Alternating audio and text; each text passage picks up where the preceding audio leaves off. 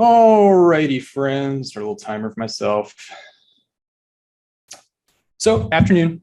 I'm Dan, and I'm an assistant professor of information studies at the University of Maryland. So, thank you much to the kind folks at UNC and SILS for first inviting me to a wonderful conversation about my new book, The Promise of Access, earlier today with friends of the college of Drs. Cottom and Marwick, and then for inviting me to help celebrate the iSchool's birthday by speculating wildly on the future of work. So I'm going to offer some more big picture conceptual comments because I want to spend my time trying to figure out a distinct socio-technical tendency, a way of relating between management and workers that is not necessarily new, but is becoming very important today. Importantly, one that is brokered by third-party platforms that change when and where we work, or if we work at all. And this tendency is not so much identified with a specific technology as with a way of sorting and assigning work, of course, heavily reliant on the pattern discrimination techniques of machine learning.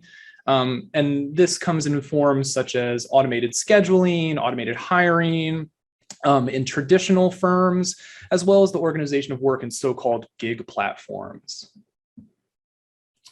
So this is part of the application of work at Target. And in an earlier paper on the history of automated hiring with another friend of the college, Ifeoma Junwa, over in the law school, we argued that the goal of platforms in the workplace is to reduce friction, both within the work site and within the labor market that brings people to the work site. You move workers quickly from hiring to working, between tasks, to exit if you need to. You reduce friction, but you also increase fragmentation, which I think is a nice thing to think about in response to the previous talk. You handle workers not necessarily as whole workers, as whole people, but as bundles of fungible skills, which can be selected on demand. This tendency that I call people logistics transfers the lessons of just-in-time manufacturing from production inputs, all the parts to make a car, to labor inputs, all the skills to make a person. It takes people apart and puts them back together again. So there is a possibility here of flexibility, of choice for workers and where they work and when.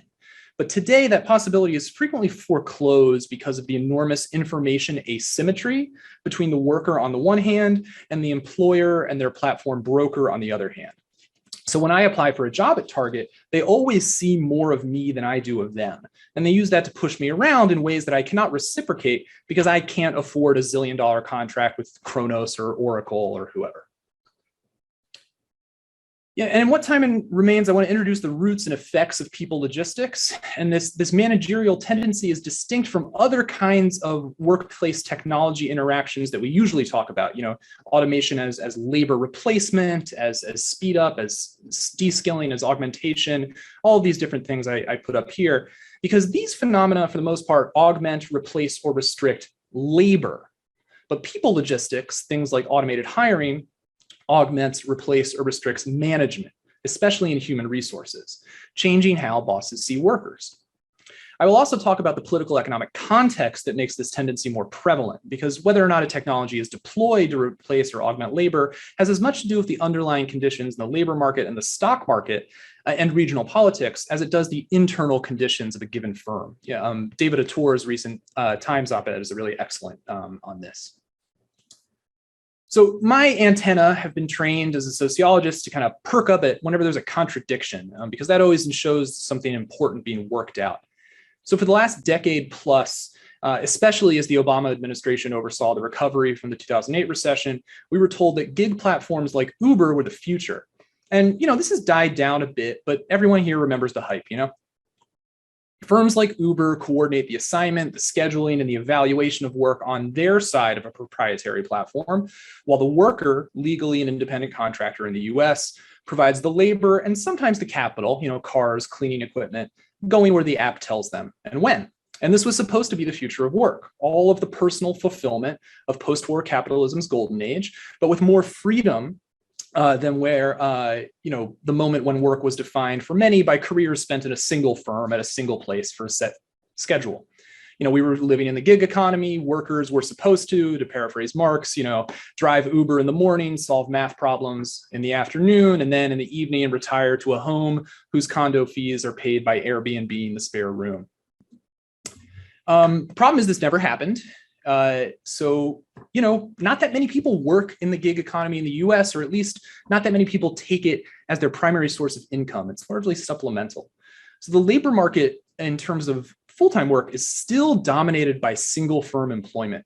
Now, this is a very hard thing to define and measure, but two recent surveys give us a good idea. So in 2016, using a survey focused on work tasks, Pew found that only 8% of Americans made money from an online gig in the last year, with slightly higher numbers for younger Black and Latino workers. A little more than half of that said this money was important or essential to their livelihood, but almost half didn't. Then in 2018, the Bureau of Labor Statistics released its long-awaited contingent worker survey, which focuses on a broad swath of workers that includes temps or contractors, but also so-called technologically mediated alternative employment arrangements. Their long, unwieldy phrase. Pretty much anyone who doesn't get a W-2.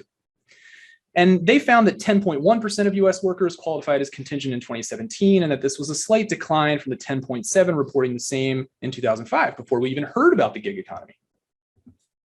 So capital is clearly interested in gig work. We have all these headlines. We have an enormous amount of money poured into companies like Uber, which has only had one profitable quarter in its history, and that from selling off its non-functional autonomous vehicle division.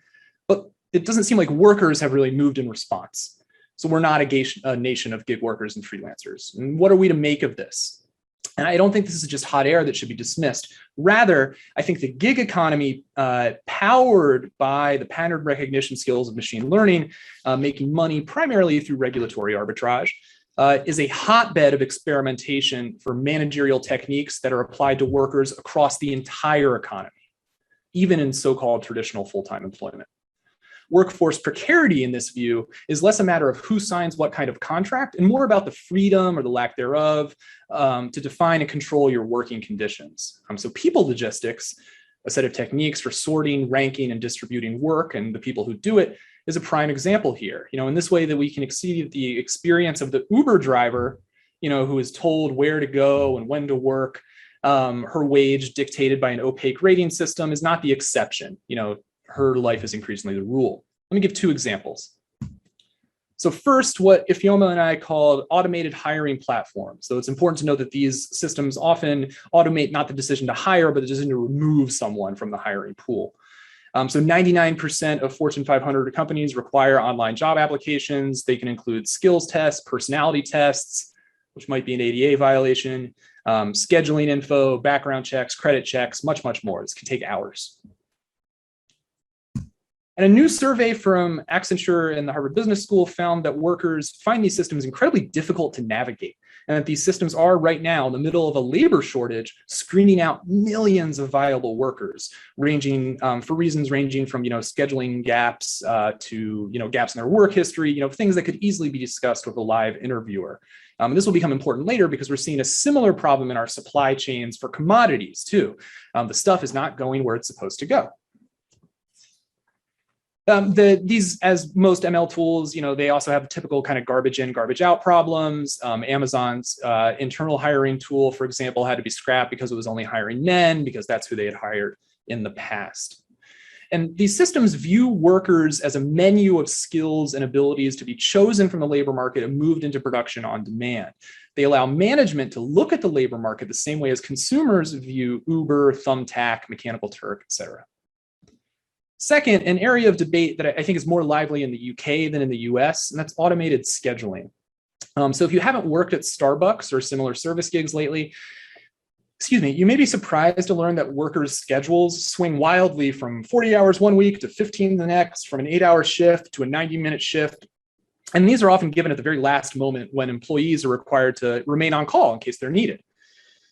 This is largely the result of enterprise software from the likes of Kronos, which plans for employee supply to match consumer demand based on previous records of sales or foot traffic and predictions about delivery dates, the weather, that kind of thing. These machine learning tactics also allow employers to play regulatory arbitrage, making sure they get the full workforce without anyone reaching the required number of average hours to get healthcare benefits.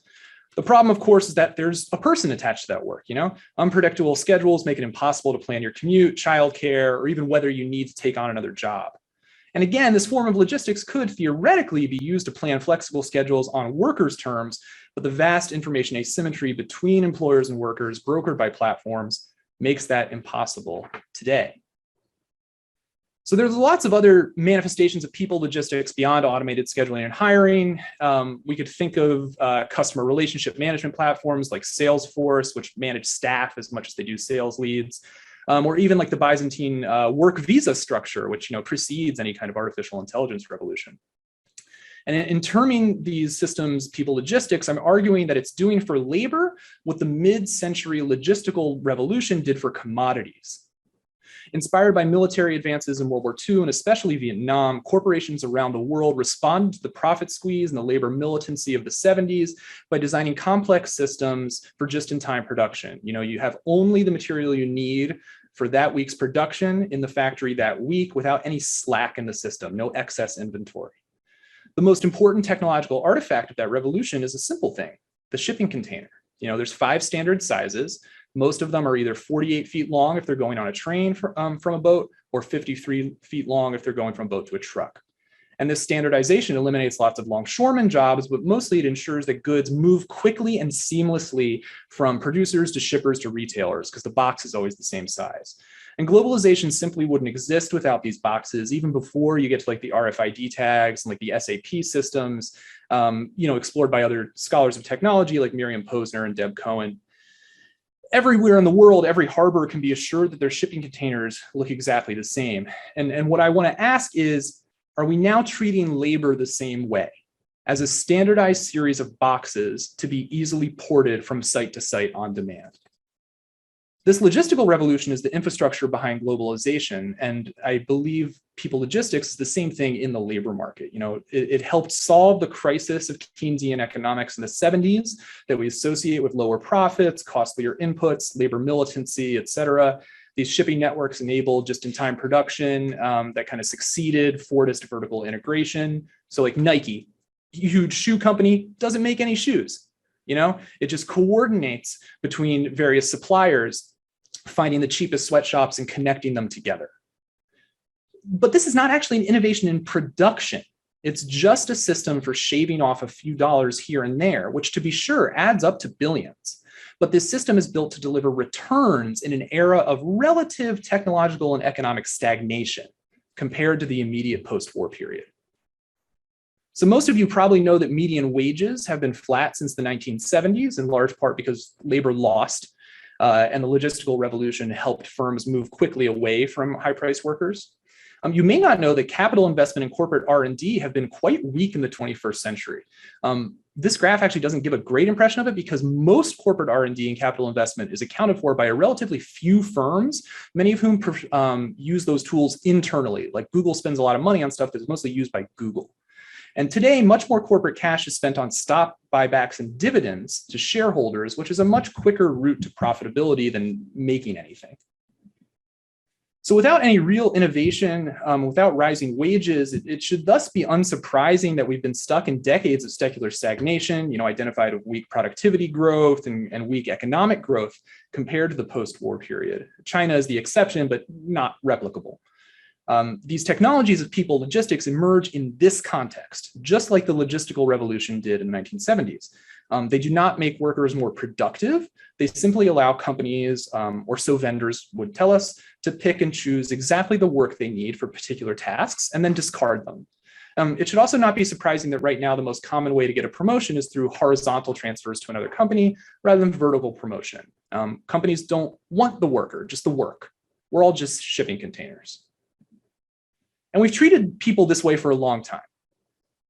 While enslaved people always preserved what Diana Ramey Berry called soul value, chattel slavery in the US and West Indies was the most visible moment in capitalism when people were treated like things to be sorted, graded, and distributed without their consent. Much of what we call scientific management really emerges from large plantations in this period rather than Frederick Taylor and factories, as historian Caitlin Rosenthal shows. People logistics is thus not an innovation, but a managerial tendency, a way of looking at workers that is made more likely in certain conditions of certain technologies. And I'm not here claiming that the Starbucks barista, her work is equivalent to that of the enslaved Rather, I am saying that certain conditions make this power imbalance more likely, including the repression of labor militancy, and that the question of freedom is always with us when we're talking about work and technology. And so we must recover the political and economic imagination of abolition democracy, which ended slavery and tried to build something different if we want to reshape our current political economy. Thank you. Thanks so much, Daniel. Great timing. I think Tracy, you're up next.